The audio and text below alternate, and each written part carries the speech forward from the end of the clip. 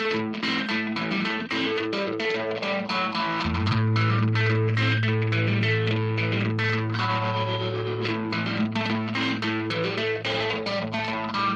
my baby, she done left me alone. Said I was a no good and head out on the road. She ain't gonna see me cry, ain't gonna see me shed no tear, mama, no.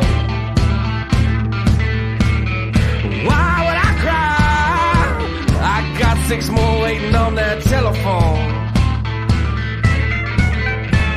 That operator praises me, he praises my name. He's been working overtime since you went away. He's got kids to feed, his bills to do, and thanks to you, he's getting that union pay. Brother, I'm working too, a full-time job, I'm bailing this hay. I bail hay in the morning, I bail hay at night. Full-time job. What's up? What's going on? Got some electrolytes here. Doing pretty good. Just got back from the gym. I wanted to say something here about, let's see, I don't know. We're going to call it 16, 17 years ago. I went to Washington, D.C., and I bought this shirt outside of the Smithsonian, and when I saw it, it's like there's like all these vendors out there, and when I saw it, I was like, I just cracked up in the middle of the street in Washington, D.C., and so I had to buy it. And the shirt that I bought said, "You don't know me," and underneath it was the emblem for the Federal Witness Protection Program. I just thought that was like the most hilarious shirt ever. I wore that shirt more than 15 years, and so it just got faded and it just washed out, right? And so my daughter went on a trip with her boyfriend, and they went to Washington, D.C. I said, "Hey, Gabby, if you get a chance, if you see this shirt, that shirt I used to wear, could you please buy it for me?" And so not only did she buy me the exact same shirt, just different color, it's literally the same font as the original shirt that I bought like freaking 20 years ago. I find that to be absolutely hilarious that there's some guy out there, and I don't know, it's probably the same printing press, who knows? It's been there a long time, but that consistency is wild. I can't even imagine how much money that guy makes out there. So, all right, today on the show, we have a gentleman who is a remarkable human being, actually, and runs the co-host of one of the most influential podcasts out there, Service Business Mastery Podcast. He hosts it with Tersh Blissett. I will bring him on here. Hey, Everett. Josh, you're not used to this. You're not used to doing. How many do you do a week, by the way? Is it 2 or 3? It depends on the week. Tomorrow we have 2. Yeah. We actually had one Thursday. We had to move, but generally we try to keep it to 1 a week. And then when we go to events and travel, we try to get a bunch so we don't have to do anything in the summer. Oh, well, that's good. So then what do you do in the summer? Do you air? Do you put out content in the summer, or do you content? Oh yeah. Like if people knew what our backlog looked like, they'd probably blush. Like we probably have 60 or 70 episodes sitting there that could be released anytime. Like we could start releasing probably 2 or 3 a week and not get caught up for probably a year. Wow. And these are ones that were recorded because you do a lot live. Yeah, we do a ton live. Actually all of our ones that we record on Wednesdays are live. We do them during the day, which we realize doesn't get the greatest engagement because people are working, but it's hard with our schedules because I'm on Pacific time, Tersh is on East Coast time. Yeah, you're in Arizona. Those are the ones that I like every once in a while I catch and I like poke in and just make like a snide remark. Those are the fun ones. Yeah. Yeah. So you have 60 or 70 episodes that are recorded that haven't been mixed and mastered and all that kind of stuff and released. Wow, that's remarkable. That's and our recording schedule, like the lives that we do on Wednesdays, we're booking out till April. It's October right now, end of October. We're booking out to like April of next year right now. What's the split? It's wild. What's the split between like because obviously you run a marketing company. What's the split between podcast and marketing? It's a great question. We're working through some of that right now because Church and I have a couple of companies together, one being the podcast, and then we each have our own separate companies. He has a couple of heating and air conditioning companies, and I have Relentless Digital, which is a digital marketing company for the trades. So the split right now it's fluid, but we're working on like certain days of the week of like this business is certain days of the week, and we're trying to really bucket it that way because we have to, because otherwise it gets really challenging to manage all the different things and people and teams and stuff that we have. So it's a challenge, and I actually got a lot of inspiration. I've read Dan Martell's Buy Back Your Time like three times now. And every time I just get a little bit more from it and trying to replace myself, trying to hire great people. And we've been fortunate enough, I don't know, my big head's in the way, but behind me, my which shoulder? This one. I don't know how people do that so easily. Like I always forget which hand I'm supposed to do that with. She is great at finding good people. She's got phenomenal people skills. So she's always like our last person to make the hire. And she's done a really great job finding great culture fits and people that really care, which makes our life a lot easier because we have great people. So they offload a lot of things that we used to do, and it's worked out really well.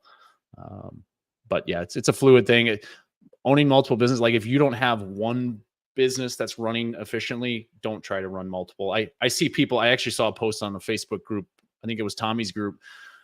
This guy's got like three or four businesses. They're all under like a couple $100,000, and I'm like, why? Like, what are you doing, dude? Like, maybe he's hoping one gets traction, but you can't. Right? You focus what you. Yeah, that's tough. So the podcast, your podcast has done really well. So there's for those that don't actually know, there's going to be people that are going to listen to this on the on the audio, or maybe later on YouTube or whatever. But they don't know you. Who are you? Yeah. So Joshua Crouch, I came from the trades before I started any of this. Any of the things that you see or hear today came from the trades. I actually was in accounting. I've always liked data, statistics, and numbers. Funny story. Like, so I'm a huge Packer fan. You're a Jets fan, aren't you? Oh, you're welcome. You can have our leftovers, by the way. I hate the Jets. Anyway, that's probably bad timing because they're struggling big time. I hate the Jets. And the Packers are not. But anyways, so every Sunday when I was a kid, I would have a notebook, and I like even though they keep the stats on the screen, especially now, like it's a big thing. Like they always show you the stats of all the players and what's going on. But I used to write them in my notebook. Like, oh, it was a 10-yard carry, 1 carry, 10 yard. Like I would add it up throughout the game. And I was just kind of a nerd that way with data and statistics. So I always thought numbers was going to be my thing.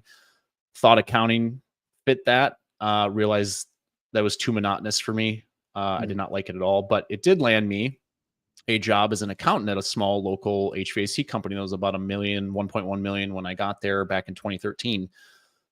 Very quickly realized I didn't want to do anything with accounting, and I loved operating and running businesses and teams and stuff like that. So that was where the things switched for me pretty quickly. And the business owner realized that because we'd have conversations, and I was just really passionate about growing the business and doing the marketing, the sales, the operations. So I was a terrible accountant. So don't hire me to do your books because it's not going to get done very well. But that's how I got my start in the trade. That was 2013. The company I started for, I put this nicely, was kind of a shit show. I started March of 2013. We had 20 techs. By September, 6 months later, we had 3. And it's because we couldn't pay anyone on time. Paychecks were bouncing. Every time we would hand out paychecks, guys would literally be sprinting to the bank to cash them because they didn't know how much money was in there. That's why he originally wanted an accountant, is to try to figure out that stuff. We were doing checkbook accounting. It was how much money is in there? Oh, we can buy this. This was in Wisconsin? Yeah, this is back when I still lived in Wisconsin. Yeah. And then to top that off, that first winter, 2013 was the coldest winter we had in 30 years. So we had down to 3 techs. But here's the thing, the company had been around for like 30 years. They had like 30,000 people on their customer list. So we still got a lot of phone calls. Like there's so much opportunity and potential there. We literally, I remember that first winter. I think it was probably January, February when we got it was like 2 or 3 weeks straight where we didn't get above zero. It was extremely cold. And we would shut the phones off at noon, like literally had to turn them off to get all the voicemails. We'd have to write all these calls down on a whiteboard because we had a DOS bait. Like literally I had to use my keyboard to use our CRM because there was no Service Titan. There was no Windows-based thing that helped me with dispatching and all the stuff that you see today. And we'd have to turn our phones off at noon, turn them off again at 4, and do the same thing every single day. Write them down like highest priority, like things that I had no business savvy at this point in my career. Like I didn't know what I was doing. I was just trying to take care of people and trying to optimize routes and all this stuff. So I got a very hard crash course lesson on what not to do. Which I think in hindsight, I would never want to go through it again, but was really great lesson to learn. Isn't that so reflective too? Because there's so many times where you go through a rough patch and you're like, man, I got to get through this. Like, and you're hating every minute of it. And then you're grinding through it. And then you look back at those times and they may have helped to shape you. I know for me personally, they've shaped me. I think that there's something to say about that, right? What's that? There's like I saw this video once. It was this guy, and he was talking about how a lobster, they were like testing lobsters, and they were injecting them with the ability to not be able to know or feel feel pain or whatever it is when they're supposed to molt their shell. And so what happened was the ones that couldn't feel the pain would just die. They wouldn't molt their shell, they would die. And so there's a metaphor in there. There's an analogy in there, right? You got to kind of go through the tough times in order to get through it all. But yeah, and I think especially today with all the money being thrown into the space, not to fast forward past all that stuff, but there's so much money being dumped into the space. Everyone's got the easy button, right? Like, those Staples commercial where you got the easy button. Everyone's like, oh, I want the easy button. And there is no easy button in business. Yes, there are ways to streamline and maybe get there faster, but we all got to learn the lessons. Like, because if you don't understand the concept and you have not ever felt the pain, you're gonna make that mistake. So you're like, well, what's the worst that can happen? All of a sudden you make a mistake and something bounces, or literally, like going back to that first company, just to like really set the framework of how bad things were. We had 0 line of credit buying equipment. Our line of credit was the time I handed a check to the counter until the check was cashed. So we had to, I think what it really did in hindsight, it created a sense of urgency all the time to collect, not have any outstanding accounts receivable, and always be pushing to get stuff back in the door. And I think in hindsight, it's a great lesson. Some people don't understand that lesson. There's a lot of these companies that do the commercial, the new construction, the multifamily, because I had a boss, my second HVAC company I worked for, I opened a branch for him about an hour away. He wanted me to run all these multifamily projects, which had a big number at the end of the day. Like, it's $1 million, $2 million project. It sounds great. At the end of the day, you don't make any money.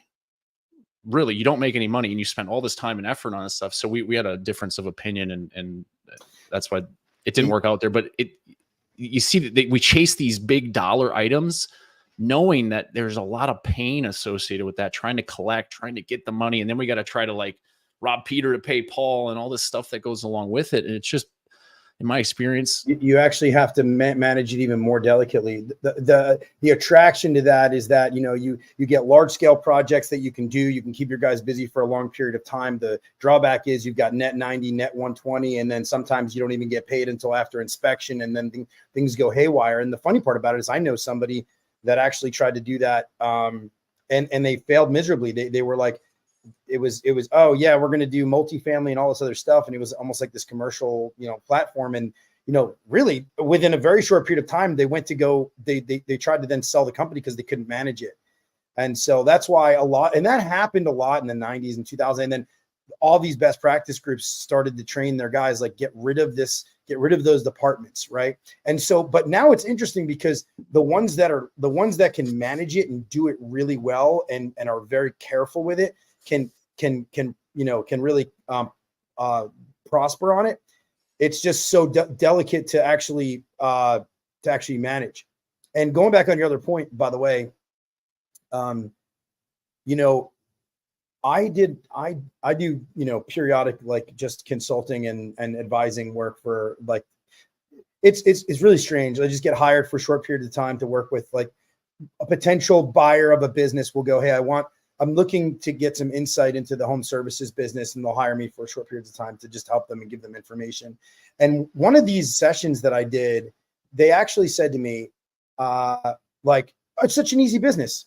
I mean, come on, we've got it all down to a science. Literally said this, said it's such an easy business. We've got it all down to a science. We've got everything. We know all the processes, all the procedures.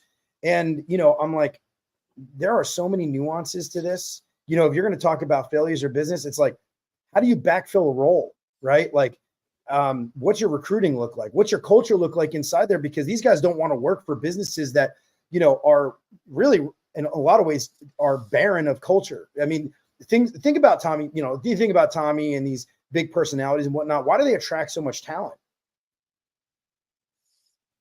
Why do you think that is? Was that, you're asking me? I didn't know if it was rhetorical. Well, no, it was rhetorical, but why do you think that is? So I'm nowhere near Tommy's level. I can speak from my own experience because I put out a lot of content, both podcast and Relentless, like literally putting this phone on a stand and putting content out.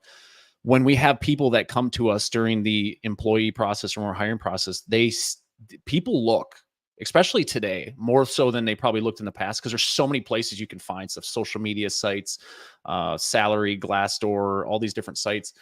And that's the constant feedback we get is like, really like what you guys put out. Tommy puts out an enormous amount of content. He's really gone all in on it. And everything is about culture, team, everybody winning, essentially making dreams big enough that everybody's dream fits inside of theirs. And that resonates with a lot of people. And he's done amazing things for people that are not him. Obviously, he benefits from that too, but that's not what it's about. It's about helping other people reach their dreams. And so that resonates with people, and they see that he genuinely actually gives a shit about them, and that he wants to help them grow in their profession and buy a house and get a car and have a family and all the different things.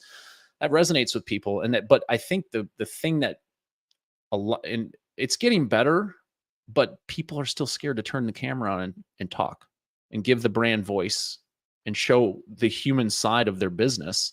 They want to, put a stock image out or an image on. So like, people need to see who is behind the business. Who am I going to work with? Yeah. It can't be stressed enough. Like, people don't do it enough.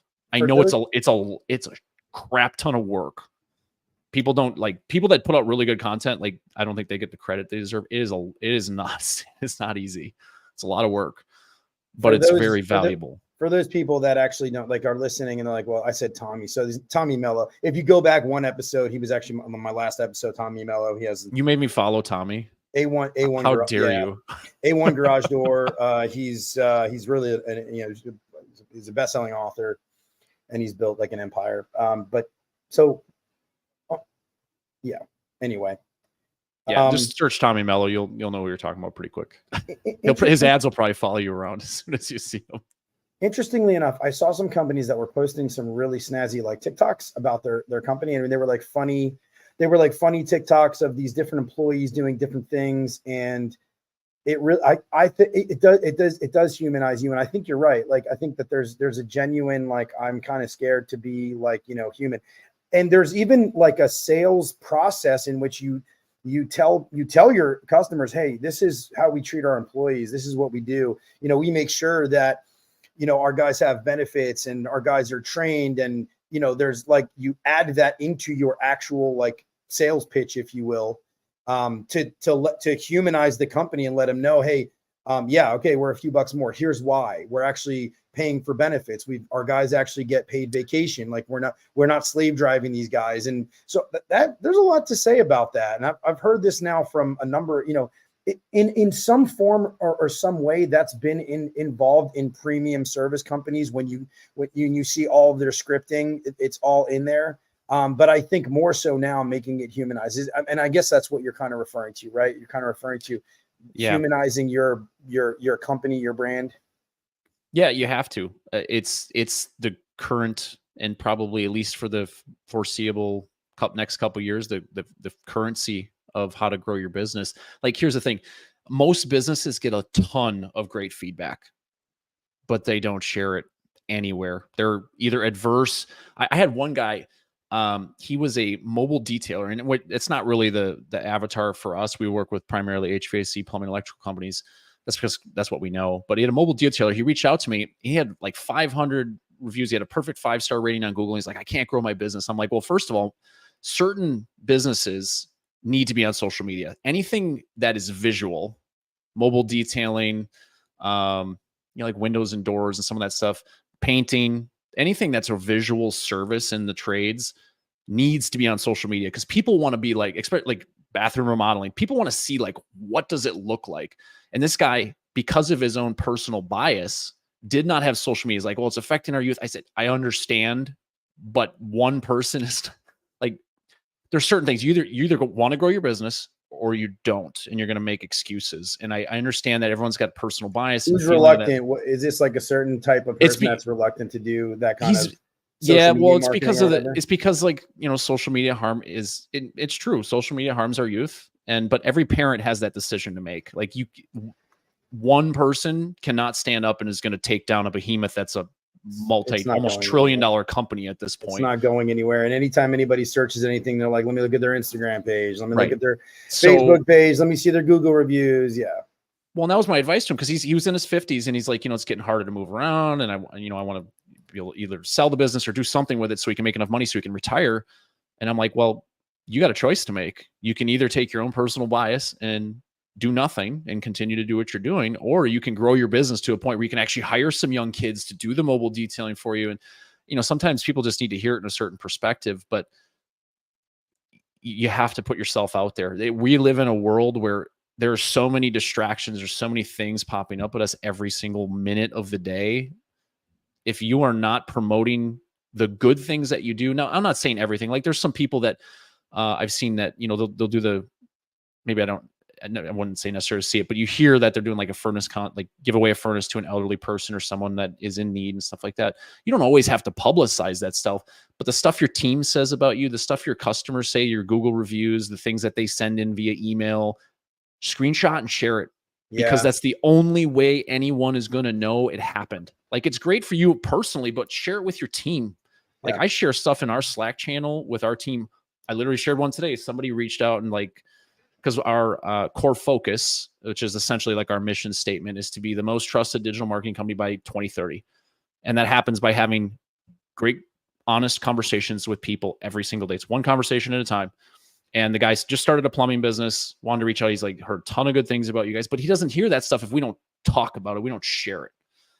And that's it. It's the current currency. Yeah, things are, and it happened really quickly. And I talked about this. I'm like, when I started working for the largest company in New Jersey, they're only like 15 years ago. There was like four total reviews online. That company was already a 40-year-old company at that time. There were 4 reviews. There's now like 5,000 reviews. So the way that people do business is different. And you're right, it's like front of mind. And there's a frustrating part of that too, because I think sometimes, like me, I love having these meaningful conversations with people. And I talked about this the other day. I put a post out and a lot of people saw it and commented on it. And it was about putting out content. Like, I'm like, what is content? What is it? What, like, is it a meaningful, does it, and apparently it, I'm obviously being facetious in a way. I know what content is, right? I was kind of saying, like, putting out meaningless stuff seems to get like a whole lot of attention, but somebody said this to me, and it was actually another marketing agency who brought me in, and I did a podcast with them, and it hasn't been released yet, but you'll see it. And they were talking about how, they've built a lot of likes and they've built a lot of follows. But one thing they kind of commended, me on was like building a culture. right? Like building a community. And that's actually what I'm striving for. If somebody's listening to this, which, you know, it's been tremendous. I mean, Josh, and I, by the way, thank you and thank Tersh, because without you guys and Gil from HVAC Uncensored, you guys were really the catalyst and also helped me to put some things together and put my thoughts together and really kind of do this. And in a very short period of time, you know, the amount of engagement that I've had on this thing has been remarkable. And I really owe you guys a big sort of, a really big thank you. And funny story. I was making my post today to promote this, and I was trying to find the picture of us at AHR. Cause one, I was probably 30 pounds heavier and I wasn't in shape. I didn't really start my fitness journey yet. But I was trying to find that picture of us sitting there, like, because it was like 7 a.m. like the first day of AHR. We're just shooting the shit in the pot. You remember that? Yeah.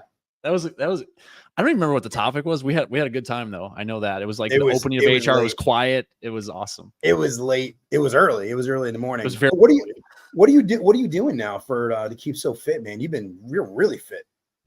You know, so Brittany and I, we do everything. Like, you know, a lot of people, I mean, obviously we don't do absolutely everything together, but a lot of things we do. We go grocery shopping together. We work out together.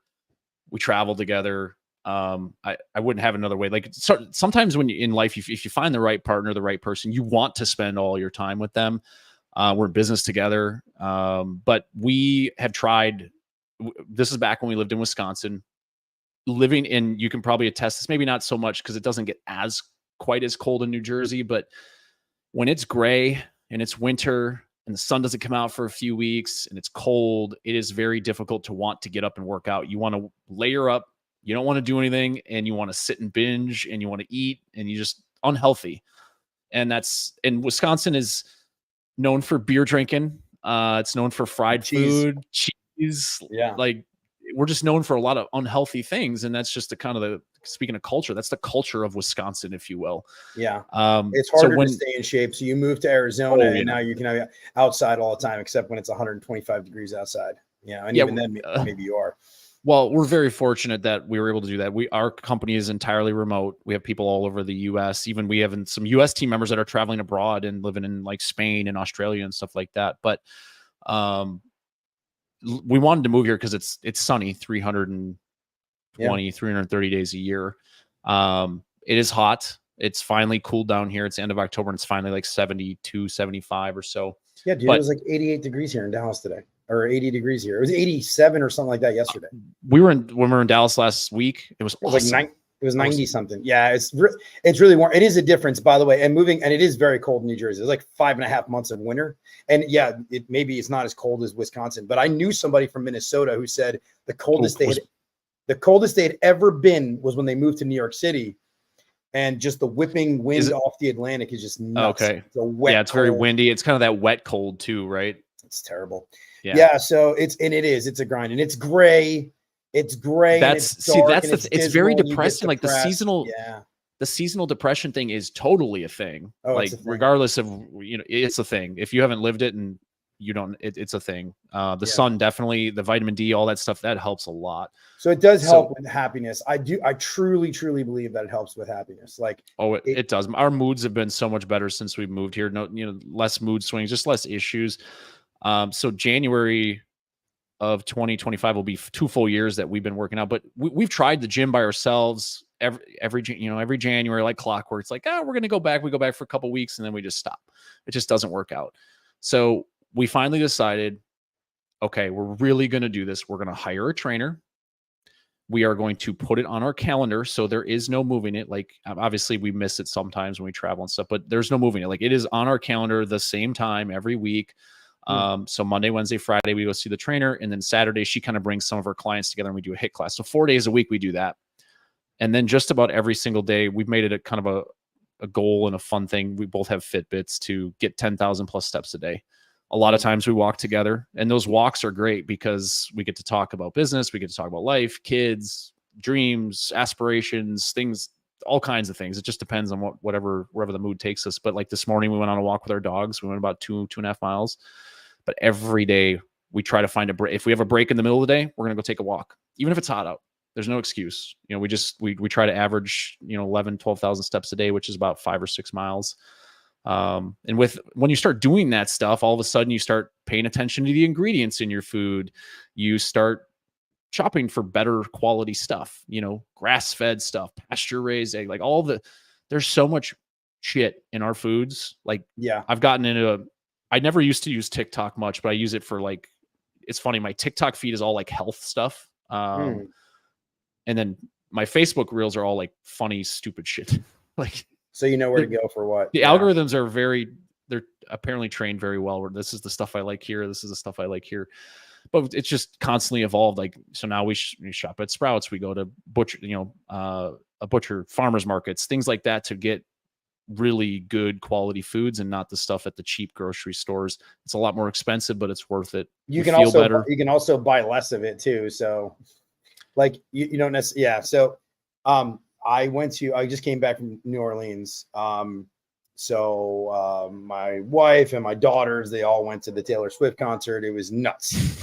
No, when I say nuts, okay. I don't think I'm brave enough to go to a Taylor. We have a 13-year-old, almost 14-year-old. She doesn't really like Taylor. She's not really into Taylor Swift, but if she was, I don't know if I could go with her. It's just like a madhouse. Well, I didn't go to the concert. It was all of them. They all went, like all my, So anyway. Okay. So get this. So so by the way, aside from the French Quarter and, some touristy areas, like, yeah, there's some shady parts of that city, and the cops know it. That stadium was surrounded by police in blocks and blocks. Find out after the show that there were snipers on rooftops surrounding it, just in case anything crazy happened. Jeez. So, and there are squatters everywhere. There's actually so there's an entire like abandoned hospital or whatever within like 1 block of the stadium. Of the Superdome? Is that where it was, the Superdome? Yeah, the Superdome. What do they call it now? Mercedes-Benz Dome or something like that? Caesar Superdome, or okay. Yeah, Caesar Superdome. If you ever scroll through TikTok and you like come across like, it's a scary video, they have that like eerie music that's playing in the background. You know what I'm talking about? Mm-hmm. Anyway, there's like this one track that's like doo, doo, doo, and it's like it could be anything. It's just kind of funny that this one, section.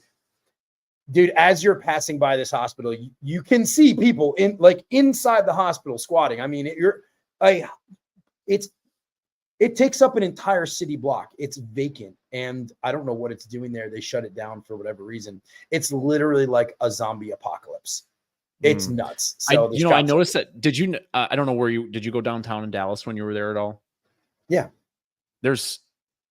I noticed that was one of the things I took when I was taking our Uber to the event and stuff like that down there.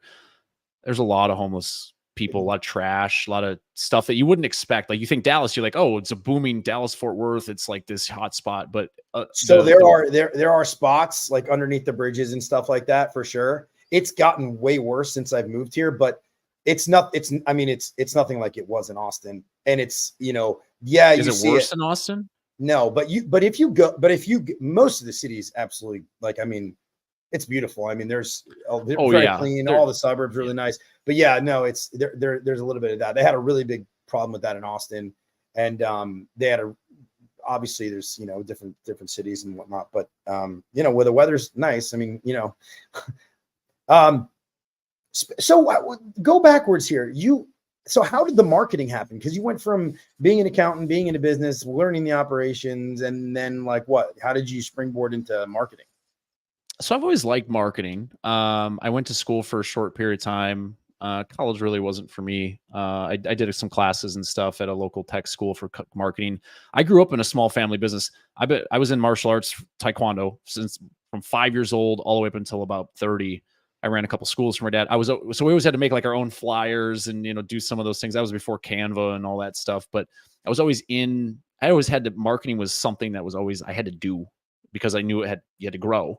And then social media came out and you kind of learned that. But I was in CEO Warrior, and I just started giving tips. I started deep diving into who were our best customers. We had Service Titan at the time. And so we could kind of track different phone lines and where these customers are coming from and all this stuff. And I realized like our best average tickets, our best customers were coming from the Google business. It was Google My Business at that point. And I'm like, there's just more to this. Like, how can I do more with this? And you just kind of go deep diving into these massive ebooks and YouTube videos and just this whole thing. Like, if you ever want to be an expert at something, just spend 20 to 30 hours deep diving and you will become freaking good at it. It's so like, you self-taught yourself marketing? The SEO and that stuff. Yes. That stuff. I didn't take classes for that. Nobody really focused on it. And honestly, what I realized is so I started things that were working for us. I started tracking with these heat map things, which nobody knew what these heat map things were that we show, which is like a red, yellow, green of your Google business. Like if you're searching plumber near me, how do you rank in your city? And so I started just in this Facebook group I was in, I just started giving tips. I always wanted to run and own my own business, but I thought it was going to be in HVAC, to be honest. And I thought at one point I would be buying into the company, the third company that I worked at. And I just started giving tips and people started reaching out like, wow, this is really great. And I realized nobody was talking about this stuff. They were talking about websites and SEO on the websites, and which is, if you're talking about SEO, there are two types of SEO. And a lot of people get this mistaken. They think SEO website, because that's what we've been trained for years, is website. SEO is website, but local SEO is your Google business profile. There's two different algorithms. There's two different ways to rank. There are some correlation, but I started giving tips. People started reaching out, and all of a sudden I started having people like, hey, can you do this for me? And I'm like, we can try. That's probably the way the best businesses start, where it's just like you kind of fall into it because you got good at something and you started, and also you started sharing information and you started sharing it freely. And there's something to say about that. That's always, honestly, now it's all profit. These lessons just get learned by trying, like putting yourself out there, right? Because there's a lot of people, my wife's one of them. There's some other people I know that they will tell me, I see your content all the time. I'm like, would it kill you to leave a comment or a like or a share once in a while to help me out? Because we all know every algorithm focuses on engagement. The more you watch, the more you like, the more you share, and they see that stuff, the more they put it out there. But a lot of people are lurkers. I don't know. There's a stat out there, 90% or something like that are just lurkers. They consume. They don't ever do anything with it. They're just kind of watching on the peripherals, and they don't hit the like button. They don't. And part of it's, if you hit it too many times, all of a sudden you train your algorithm, you'll never see baby pictures again. Like, I don't see any of people from high school. I don't see any of that stuff. My algorithm is so trained on the trades and marketing. I don't see anything else. That's all you see. Interestingly enough, I because you can look at insights, obviously, on Facebook and the different things. And like, okay, so I could say I did a post and I got like 3 likes on it or 10 likes on it, right? I go into my insights on how many people actually saw and interacted with it, clicked on it. There have been single posts where I had 10,000 clicks. And I'm like, 10,000 clicks, I got 20 likes. How's that even possible, right? So it's very strict. 10,000. I have a post that got 10,000 people. That's bonkers to me. Like, it blows my mind. I mean, obviously that's good. You can show that to people and say, hey, people are actually interacting with this thing and they're listening. But speaking of marketing companies though, okay, because this is a hot topic and I've only had one other kind of marketing individual on here. And I know this is really hot.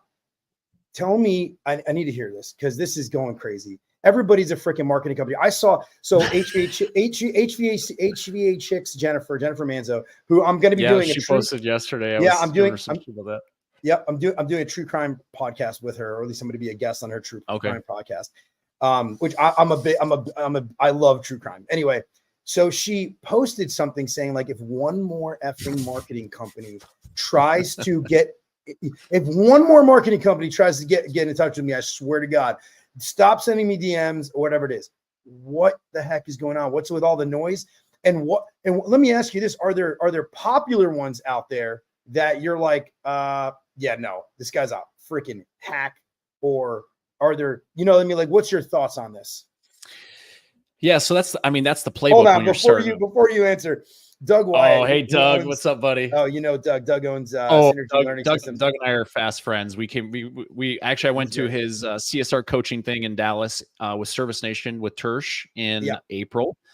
We had him on the podcast at Home Service Freedom, not this last one, the one before. So Tommy Mello's event. Yeah. And then we just a good person. We actually invested in his training, even though his training's for the trades. My team, our client success managers, invest in his communication training. Like he's world class. And anyone that's listening to this, I would absolutely recommend checking Synergy Learning Systems out because it's been great. My team loves it. So, I think my podcast with him was better than yours. I'm just going to let you know right now. Probably. So anybody that goes back. Well, you get a little more spicy. Like, you know, what's funny? I get a little spicy. From anyone that is on here that knows or have seen any history of mine, I have a tendency to fight with people that are influential in this space because a lot of times I don't agree with some of their tactics and what they say. And there's also, you know, what's the old adage? The winners get to write the history books, right? So these people are quote unquote winning online. The problem is I know a lot of people like a Billy Stevens and these people that know private equity people and M&A people. And there's a lot of bullshit that they're telling you online. And they have this fame and people are like, oh, I want to be like them. I want to be like, you don't, you really don't. There's a lot more than people don't even know exists. There's a lot of baggage. There's a lot of BS. There's a lot of debt. A lot of things, they're not as profitable as you think they are. Well, we know that from recently, what just happened. And, you know, so specifically, I guess this is happening with marketing companies too, right? Some of these marketing companies are just absolute bullshit. So the playbook that gets taught, and there's a lot of coaching groups for marketing agencies, just like there are for our trade or the trades. They get taught, especially to grow your business, you got to get cold outreach and stuff. And that's something that I know we have to do it at some point, but until I find a method that I think is actually providing value and not just bugging the crap out of people, because I see that all the time. And honestly, it's funny because we use CallRail for all our clients. So all the form submissions, all the stuff that all the solicitations, we see those and we see people like, hey, I can make you rank better on Google. I can do this, I can do that, or some kind of crazy guarantee. Like, here's the deal. If a marketing company thinks if they're going to guarantee you something, they're full of shit. First of all, they don't own any of these algorithms. They own none of them. They might know how to use them a little bit, but that's as soon as you figure it out, they change it. Google's changed, I don't know how many times this year already. LSA just came out with another change for plumbers. So if there's any plumbers listening to this, like install toilets. Why is it because they don't want manipulation? Do they want to rank certain people? Why is it that they have sort of, you know, I can't imagine Google has nefarious sort of intentions. They don't. So what are they trying to do? Are they saying because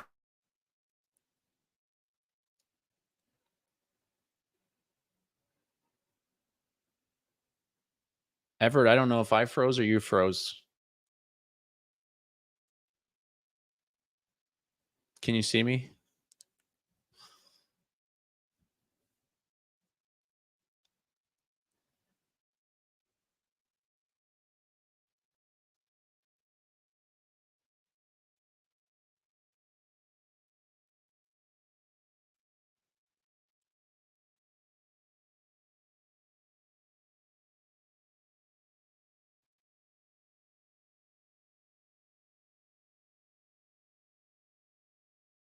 Everett?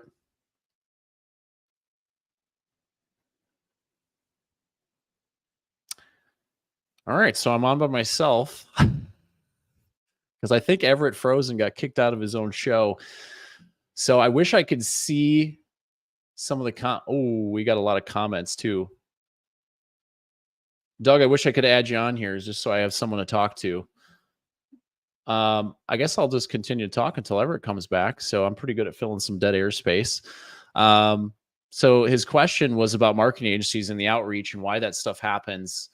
And so there's a playbook. The playbook is to do this. And this is what coaches teach, is to constantly outreach, try to find companies that are on page 2, 3, 4, or 5 of Google and tell them that you can do it better. The Facebook social media companies are ones that they're the ones that promise you a bunch of leads, but what they don't, here's the thing, this is what they don't tell you. A lead on Facebook can be almost worthless without a follow-up system. So when they guarantee you 30 install leads or 50 install leads or 100 install leads or whatever the stupid number is that they give you, is you most likely have to build your own system. Oh, look at that. Everett's calling me. This is fun. Hey, Everett.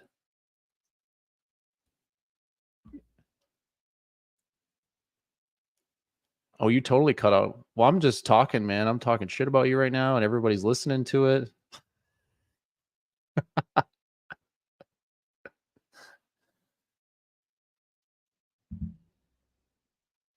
Like, I can make this call, but I have no cell, like, Wi-Fi.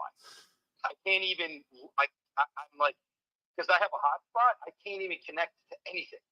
Not a phone, not Wi-Fi, nothing. No, I wonder if you had a tower or something go down or something like that, because that seems odd. Dude, I'm telling you right now, it's the craziest thing I've ever seen in my life. Well, this is fun. Yeah, so take over the podcast. Talk to everyone you want to talk about. I'll tell you, I'm literally right here, right now. I have nothing. I can make a phone call, and that's it. Okay. Well, I'll try to keep it together for a few more minutes here, and we'll see what we can do. If I get you in trouble for something, I'm not sorry.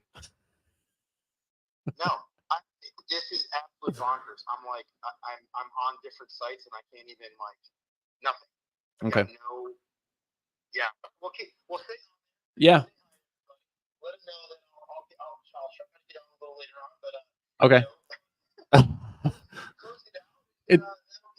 It's a good thing. It's a good thing I've done this once or twice with podcasts, so I can probably keep it going. I've never done one solo by myself. I usually have someone I can talk to, but we'll figure it out.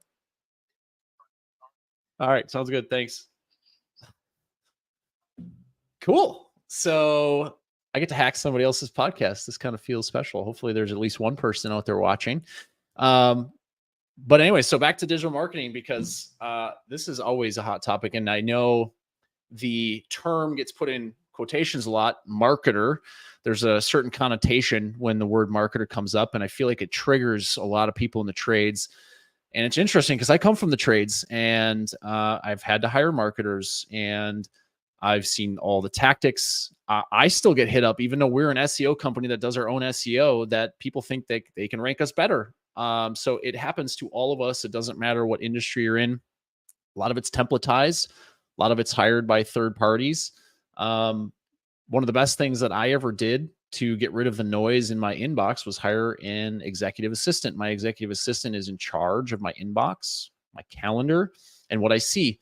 And we have probably about 100 different filters, auto filters on my Gmail account, where most of the stuff hits archive and I never see it. And there's things that you can do to kind of limit some of the spam and stuff like that. Obviously, there's always tactics to get them back in there, but the playbook is to outreach to a bunch of people. They know their success rate is going to be 5 or 10%. But if you think about it, if you know your numbers, just like in your business, if you know your KPIs, if you send out and this is going to be rough math because I don't have a calculator in front of me. If you know your success rate is 5% of getting people on a demo or a sales call, and you send out 1,000 or 10,000 messages, well, you know how many scheduled sales calls you're going to have. So, and if your guarantee is good enough, maybe you can bump that success rate to 8 or 10 or 12%. So yeah, those messages that are extraordinarily annoying to you are not annoying to somebody else. So they're going to keep doing it. And unfortunately, it's just the way it is. And I'm sure the people that had marketing agencies before I became a marketing company in 2020 probably feel the same way about the influx. Even when I started, there was an influx of some companies starting with COVID. The problem is now the Wall Street Journal and all these things have come out about the space. Private equity has a ton of money. They're throwing money at it. Well, with money comes competition, comes a lot of competition. I think it was Alec.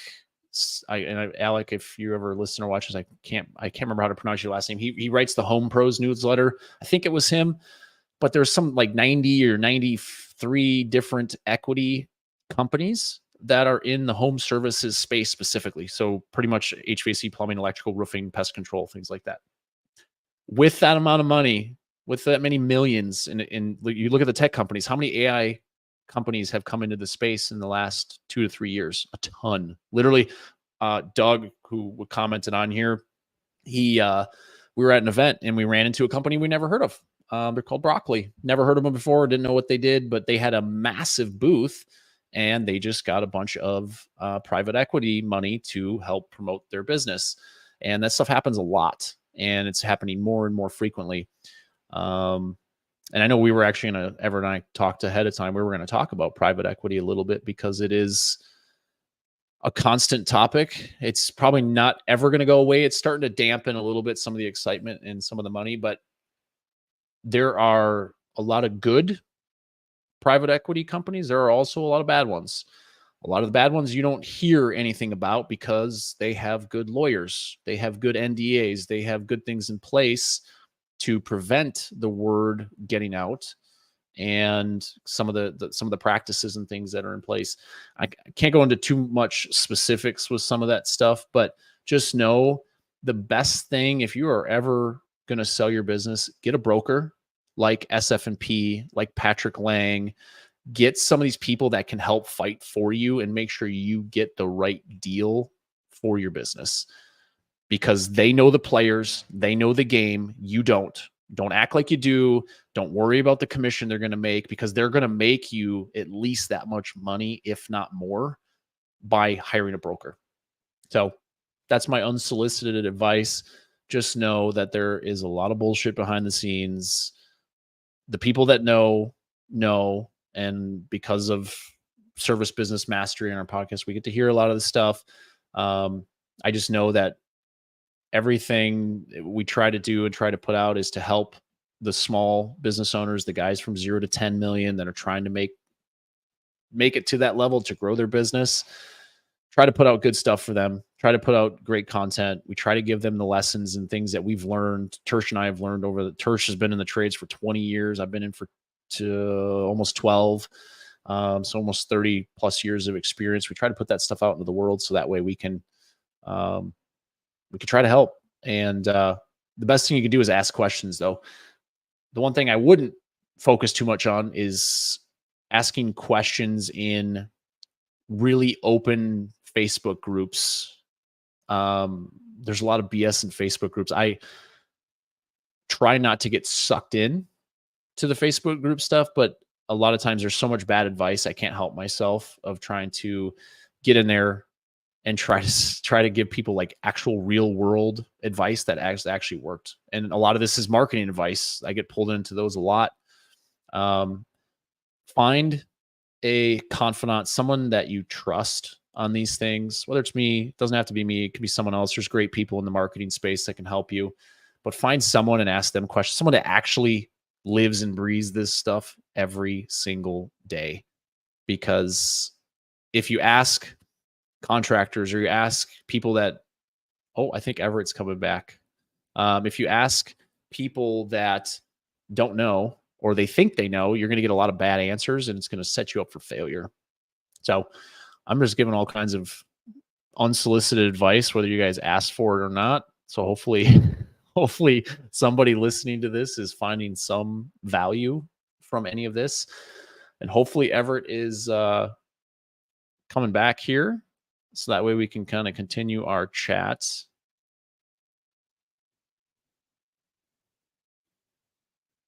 But let's see. Everett, can you hear us? I saw your private message, but I can't hear you.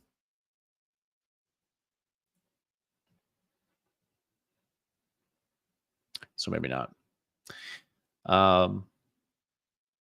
Well, if anyone is still listening to this live, Everett got kicked out again. He's having all sorts of issues. Feel free to ask any questions. I'm happy to answer anything. Oh, the man's back. Did someone turn off the router on you? No. Honestly, there was no cell service either. That was the craziest thing I've ever seen in my life. There's no cell service. Complete blackout. It was complete. The Wi-Fi went out, and all my Wi-Fi on my phone went out too. Well, you know somebody's going to get fired now because somebody hit a line or somebody did something that caused the phone lines at the internet company to blow up. That was absolutely crazy.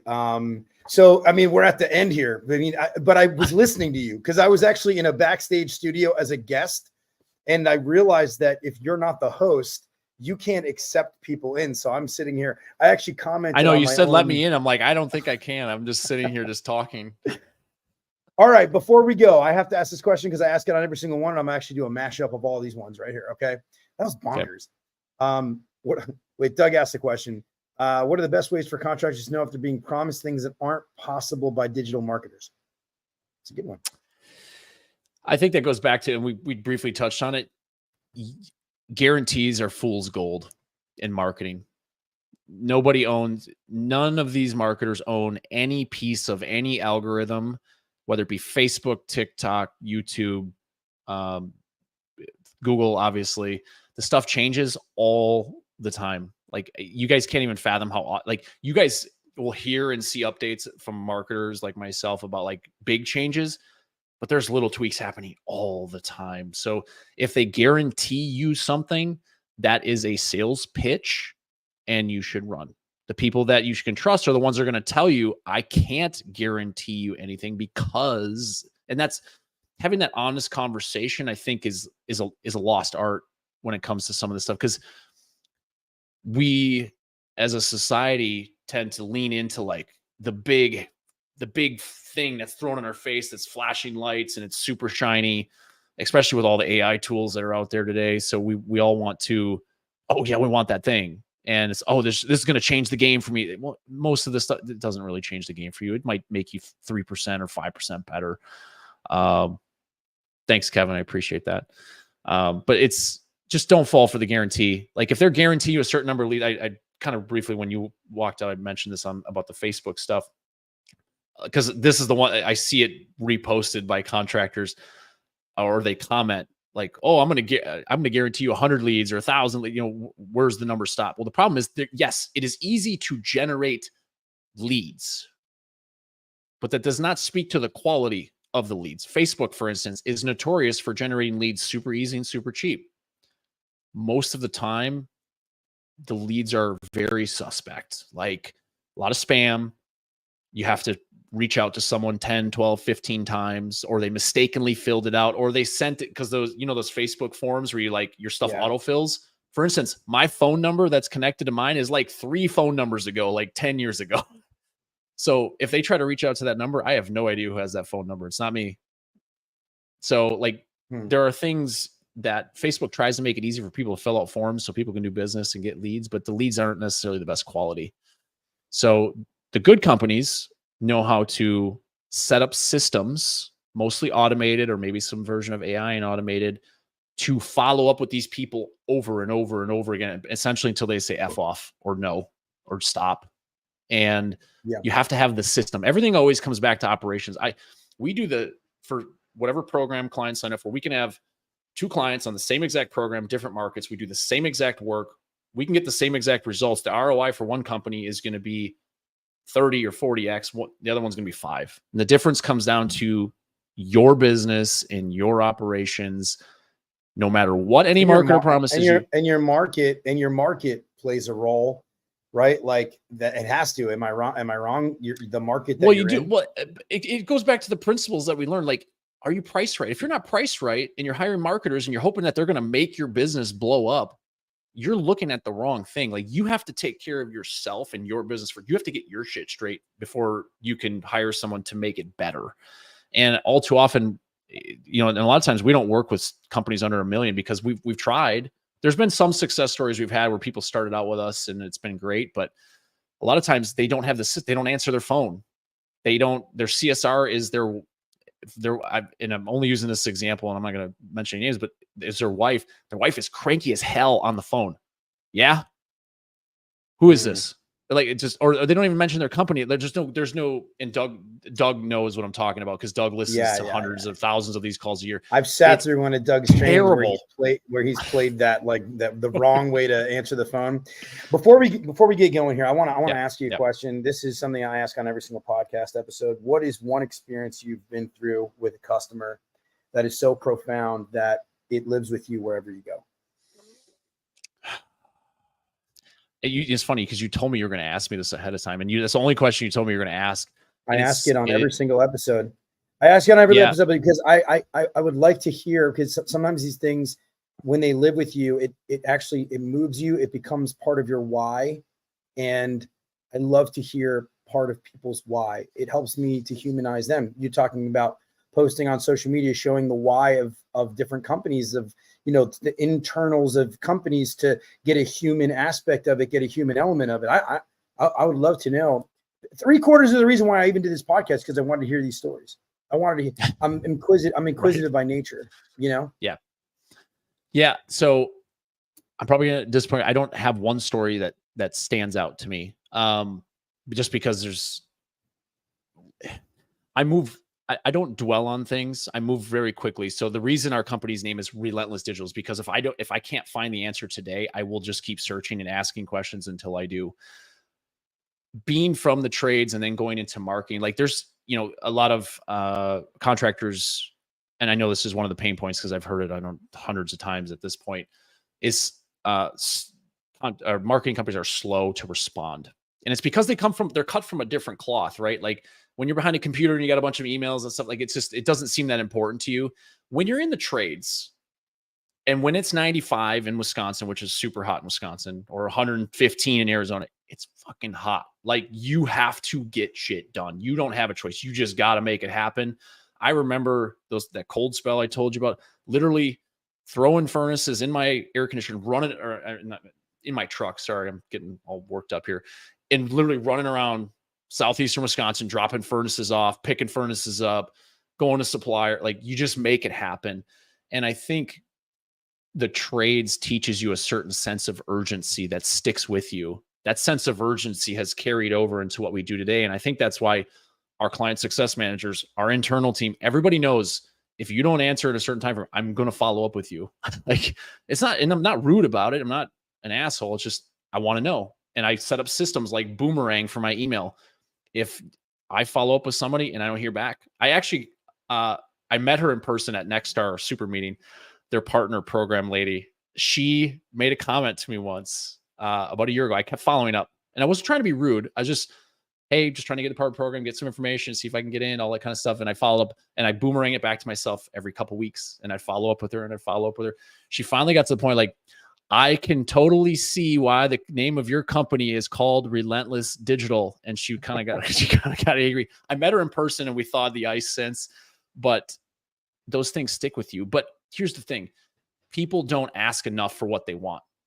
I know what I want. I know what I'm going to go get. And I'm just going to keep asking it. Or if the person I'm asking doesn't know, I'm going to get a name and I'm going to go ask the next person. And I'm going to go down the line. I'm going to find somebody somewhere to answer my question so I can move forward.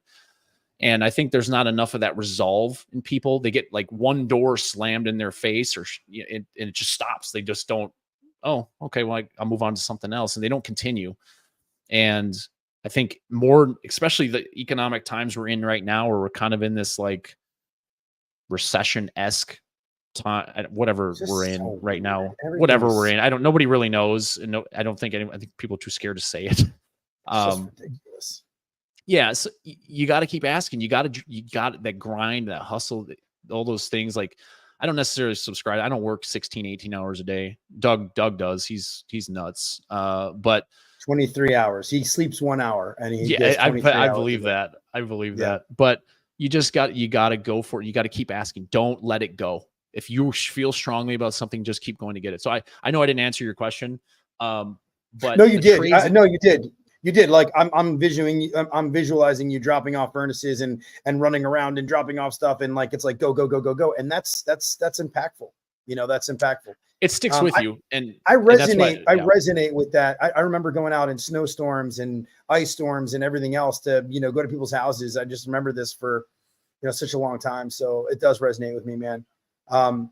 Dude, this has been a really good conversation. I want to thank you for, obviously you're a podcast host, so that's good. I want to thank you for kind of taking the reins there. And that was a new one.